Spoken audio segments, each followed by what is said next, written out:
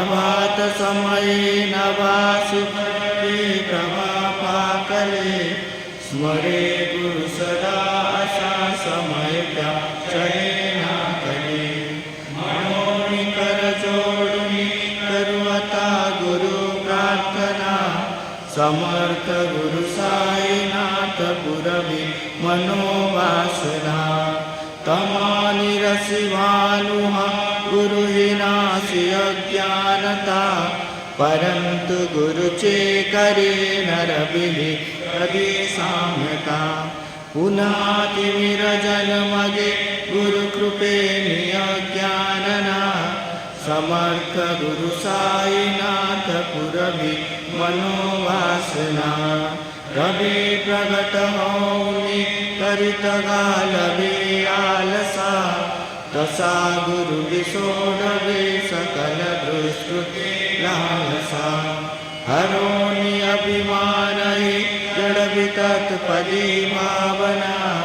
समर्थ गुरु साईनाथ पुरवी मनोवासना उपमादिसे विधि हरे हरांची उनी कुठोनी मदयेते कवनिया उगे पाहुनी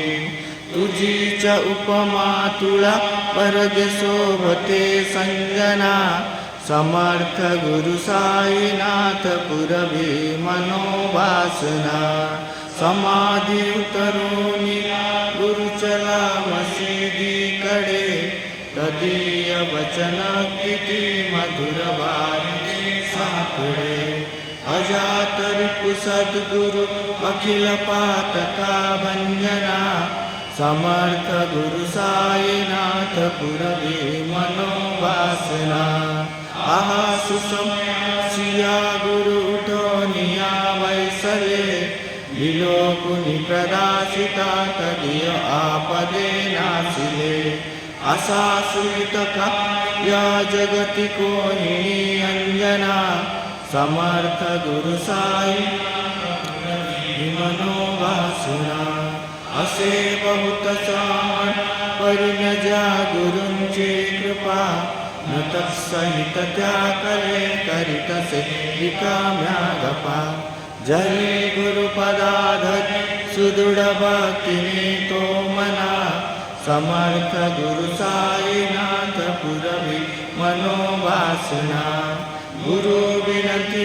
करी हृदय मंदिरे आवसा समस्त जग हे गुरु स्वरूपची रसो मानसा घडो ससत सकृती मती दे जगत पावना समर्थ गुरु साईनाथ पुरवी मनोवासना।